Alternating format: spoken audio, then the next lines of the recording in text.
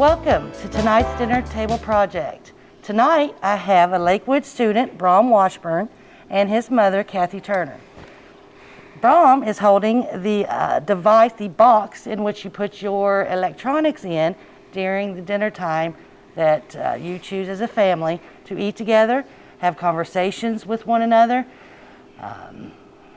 build on the relationship that's already there, enhance what you already have going on, and come together as a family unit. Electronic free, that's the key, guys, electronic free. You will find a lot more information out with your child. Your child will find more information out about you. The newsletters that hopefully you have linked up with and signed in for have wonderful topics to discuss. The key is asking questions that require more than a one-word answer.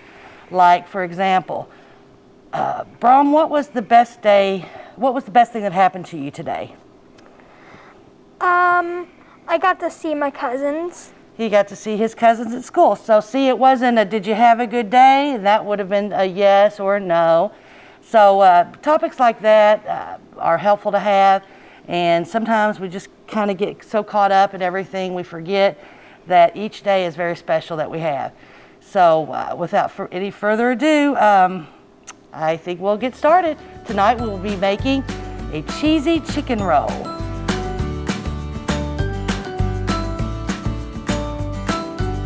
Okay, so for the cheesy chicken roll-up, you're going to need chicken.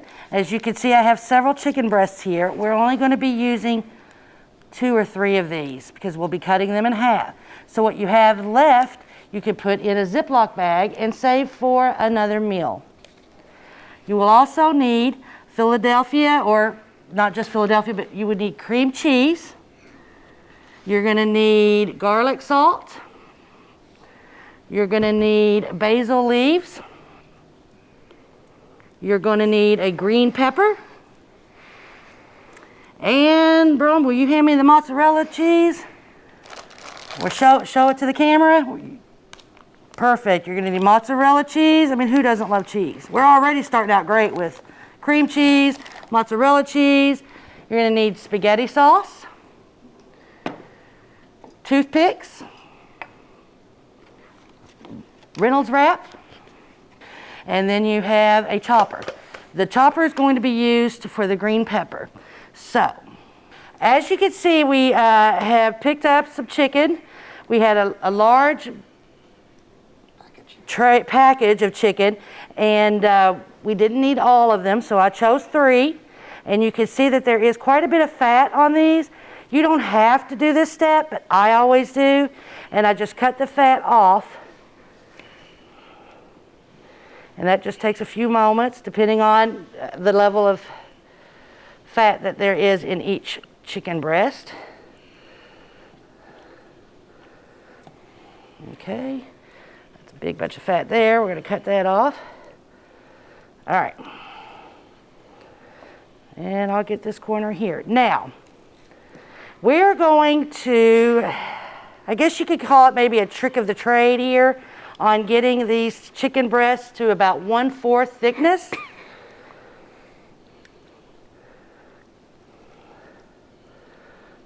All right, Brom, do you think that a lot of the fat's off of that? Think we're ready to go to the next step? Yes. All right. So here's a trick that you could do. You could go ahead and cut the chicken in half. And it's challenging. You want to get a sharp knife when you do this.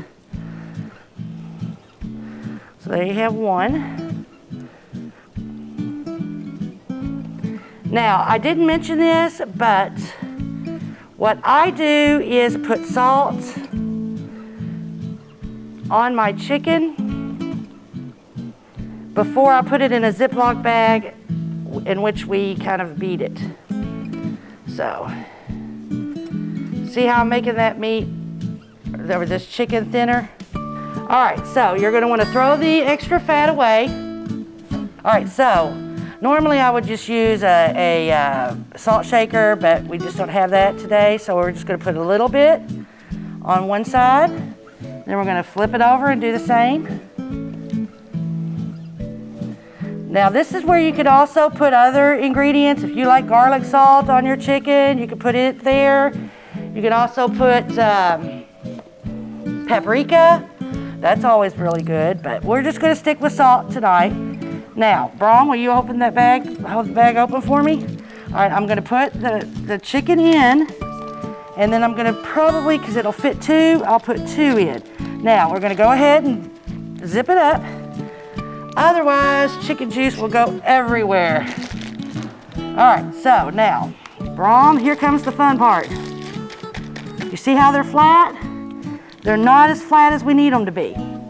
Now, this is where you can get some of your frustration out and some things that are bothering you, and you just have all this energy that you want to expend. You can now take this and hit it.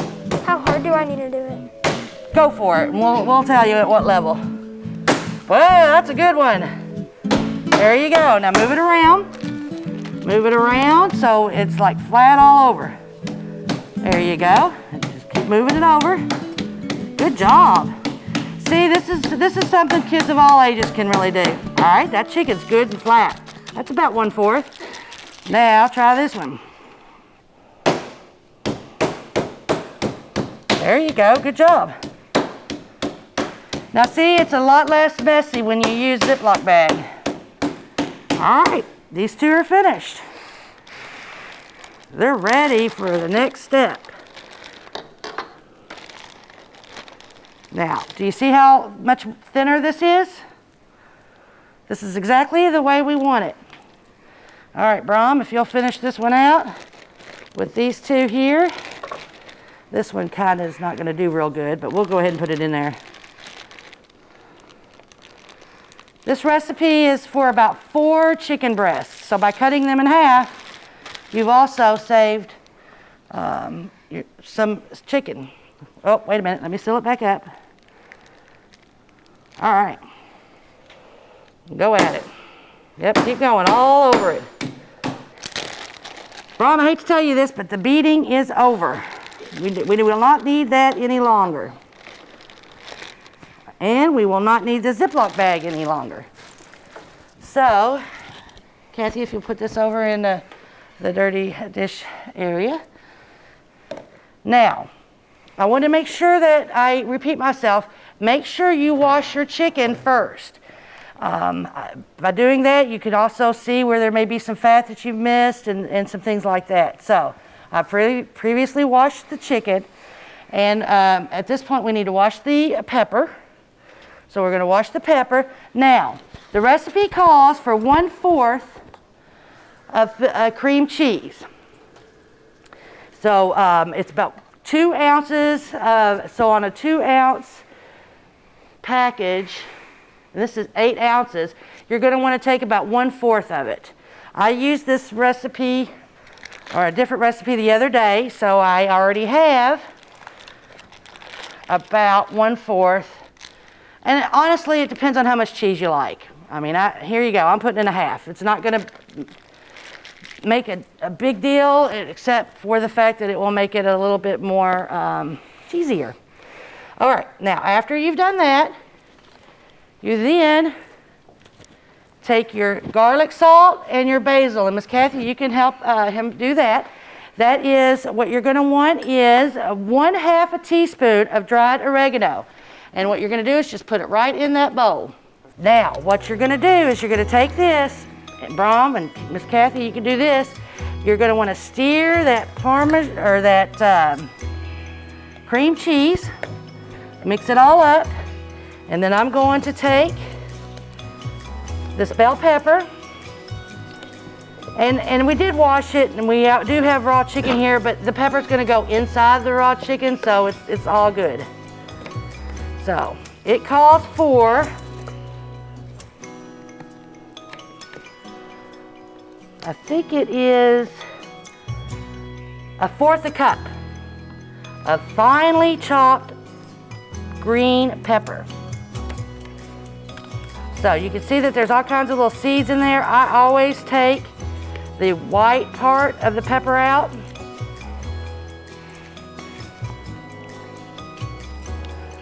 Like so. Now you see how I've still got some seeds in there? I always go ahead and throw away where I cut, because you don't want the seeds to really be in your meal. And then I go ahead and I'm going to wash this real quick. Now we have it washed. Now you're going to be able to help on this too, Brom. There's a seed that I missed. So we're going to cut it. It doesn't really have to be too fine because we're going to put it in that chopper.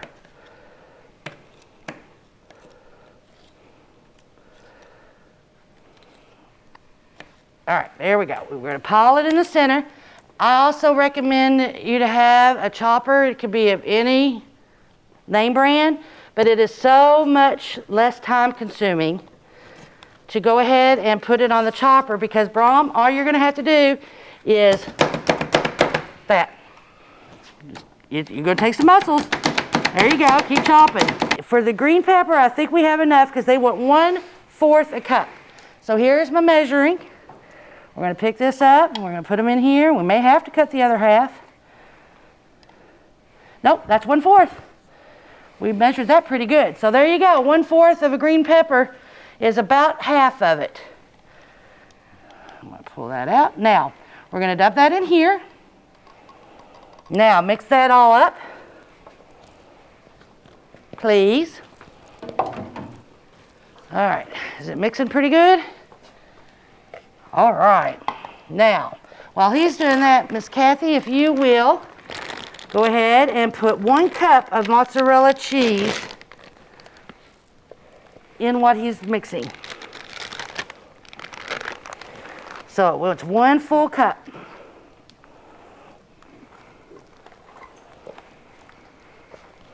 And this is also, if you like cheese, you could put a little more in it. No biggie. We're almost done, believe it or not. All we now have to do is lay the chicken out, and then we put the cheese on top. We're going to use the finer pieces here. And this is also something else that your kiddo can do. You just want to make sure they wash their hands really well. All right, now all we have to do is spread it on there. So you can reuse that, or you can just put your hand in it and spread it out. All right, then you take that spatula then and spread it out on each one side only of the chicken breast.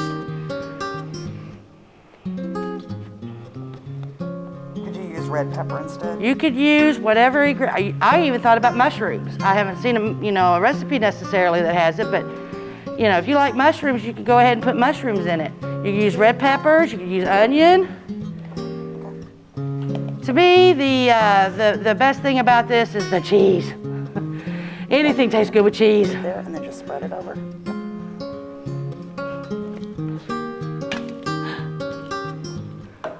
All right, Brom, let's see here.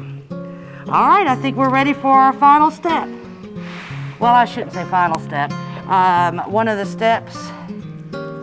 last few steps before we put it in a baking dish.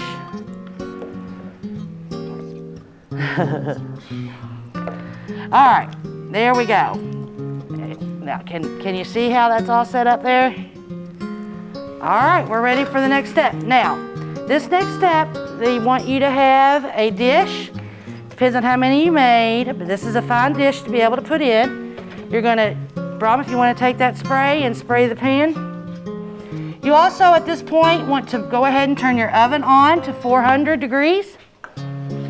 That way it'll be 400 when you put it in. All around. So now we're gonna roll this. It says in the recipe to use the short end, and I don't even know what that means. So I just use the thinner side. And you're gonna take it and you're literally going to roll it. See, Brom, I'm gonna have you do one of them. See how I'm rolling it? The cheese is all the way around it. Now the toothpicks will be placed so it'll stay together. You don't have to do this way, but I think you'll find that it's much easier. You can actually also put bacon around it and wrap it. But now all you'll do is put it in here. So now, you want to try to do one? No? All right. Texture of chicken is, if you have a child that has some sensory issues, you may not want to have them do the chicken. They may not want to. It is kind of slimy. But us cooks deal with that part. Can you guess what we do next, Brom? We put it in the oven. First, we've got to put spaghetti sauce on it. So, Miss Kathy, if you will, that one's already open. If you want to use that one, what you're going to do here is just going to pour it over the chicken. And I have another jar if you put a little more in one area and didn't have any left.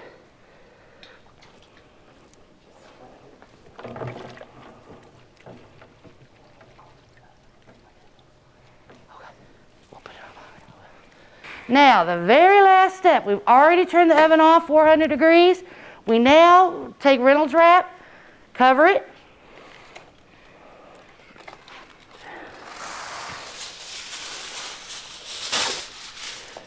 There we are. And the toothpicks also help keep it up off of the sauce. All right. Now, all we will need to do is put it in the oven. Cook for about 30 minutes or until the chicken is done, which chicken is done at 165 degrees once the temperature of the chicken is 165 degrees. All right, then we keep it in here for 30 minutes. Then at that 30 minutes, we take it out, see what it's looking. If it's finished, we then take the, keep the aluminum foil off, add more mozzarella, and put it back in the oven for about 10 minutes, and voila, you're finished.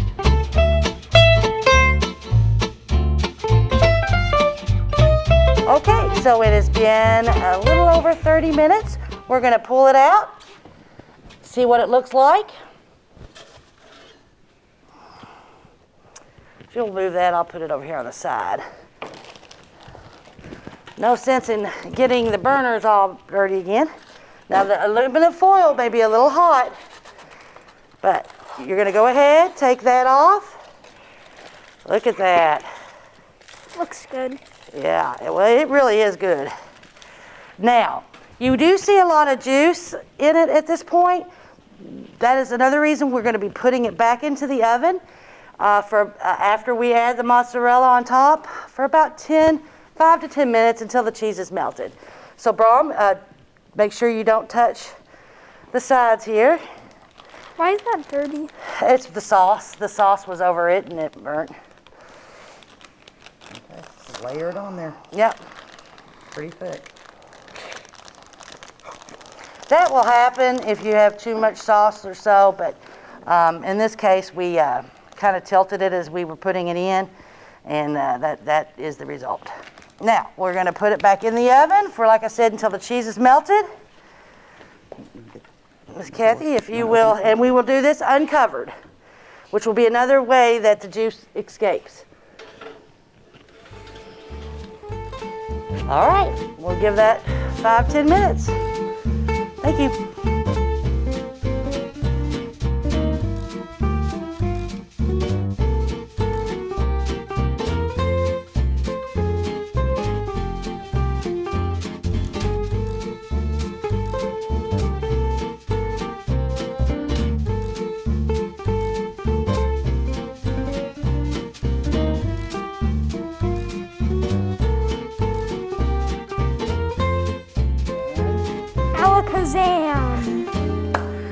There you have it, the finished product of your chicken or cheesy chicken roll-up.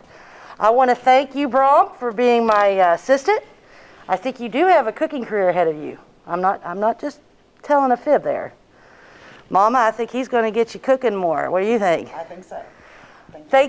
You're welcome. And thank you again for participating in the 2021-22 Dinner Table Project. Thank you again for watching our chicken roll recipe. I think it looks absolutely delicious. And for you, Kathy, and you, Brom, for coming out here and volunteering your time to demonstrate a cooking lesson, I would like to present a book that we have for each family that will come and be willing to be filmed.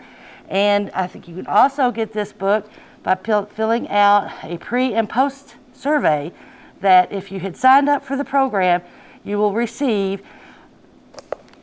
The surveys, they're really quick to do. I think it calculates to be about maybe a total of 2 minutes of your time to complete a pre and post test. You will be eligible for a drawing in which we will be giving these books out. Also, the Extension Office, Tony, has a gift for the family for coming and volunteering again for the dinner table project. And in here we have, since Brom is going to be cooking, we have an apron for him. It's a superhero cooking apron and a water bottle. And for Mom, we have a colander, since I didn't have one when we were doing the fruit dip. So this would be a colander and some measuring spoons and cutting board for your participation. Thank you very much. much. Thank you. Tell her thank you. Thank you. You're welcome. Thank you. Did you have a good time, Brom? Yes. Awesome. Well, thanks again.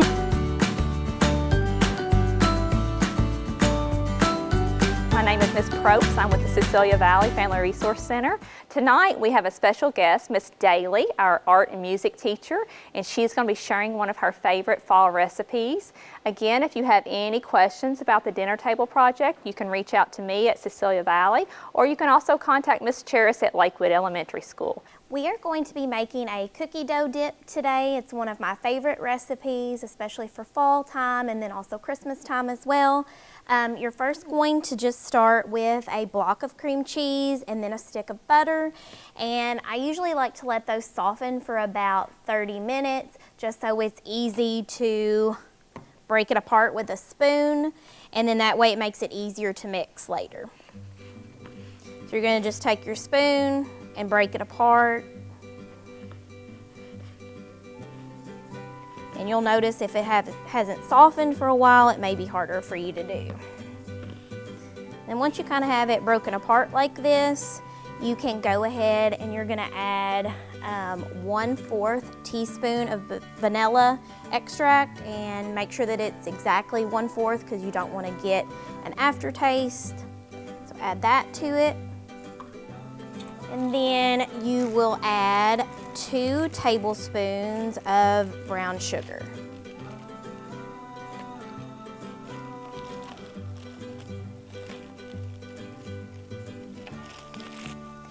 And then once you have those ingredients in, you can go ahead and get a hand mixer, and you want to just make sure that this all gets evenly blended, especially the brown sugar. And I like to always start on low, so that way it doesn't fly everywhere.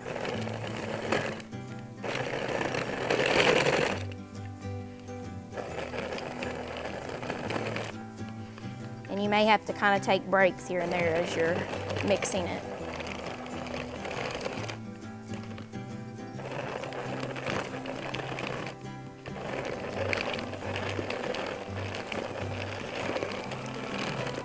So just make sure that you can't see any more of that brown sugar in there. And then you're gonna notice that it is on your mixer pretty good. So you're gonna take your spoon and get it all out and put it back in the bowl. Your kids will like this part.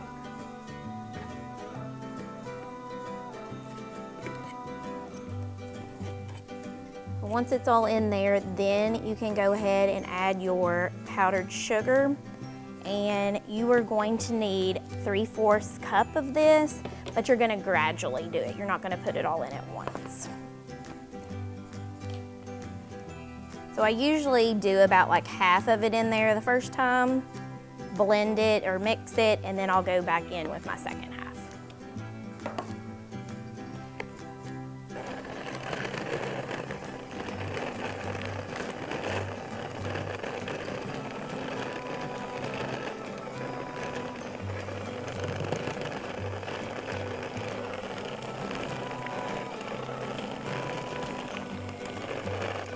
Once you see that all of it's blended, go ahead and come back in with your spoon again and try to get all that out of your mixer.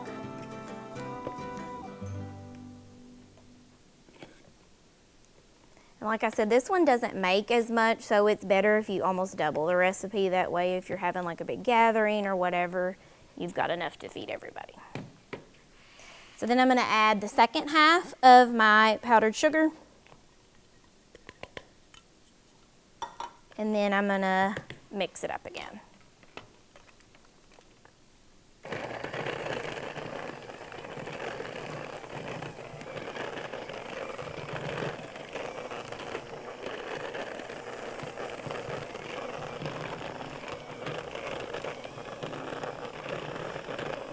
And try to make sure that you get all the powdered sugar that's down there in the bowl. Try to get it as mixed in as you can.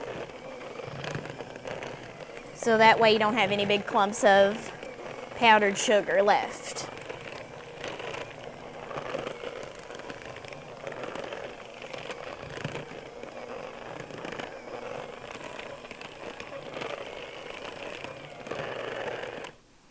And then just make sure it has like a fluffy type consistency.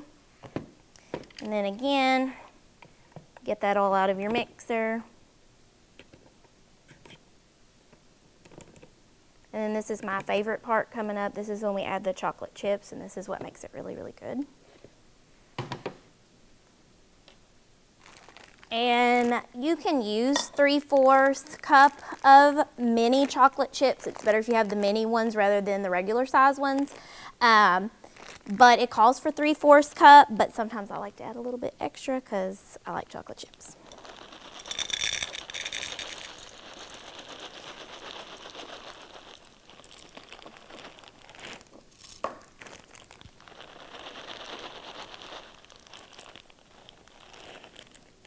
I need to add a little bit more. And then once you get these measured out, I gradually fold them in there with some type of spoon. I don't mix them in there with the mixer. And if you feel like it looks too many chocolate chips in there, then you don't have to add as many.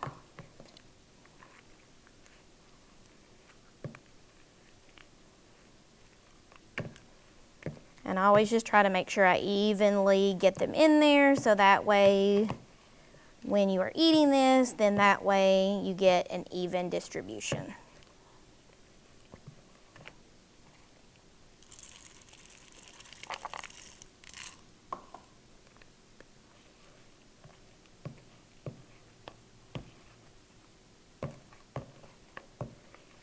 And this tastes just like chocolate chip cheesecake, so it's really, really good. And you can add, if you like nuts and different things like that, you can add that to it as well and form it into a ball if that's more your style, if you want to turn it into almost like a cheese ball. But my family and I, we like to turn it into a dip more so than anything. All right, and then once you have it all mixed, you can kind of see that all those chocolate chips have been distributed. And you're going to want to make sure that you let this chill for about an hour or two, just so that the consistency's there, and I think with it being chilled, it tastes a little bit better as well. And then once it's chilled, you can put it in one of your favorite like fall dishes or holiday dishes, depending on what the season is. And my nieces and nephew, they like it with little Teddy Grahams. You can also put it with pretzels, and sometimes I just like to eat it by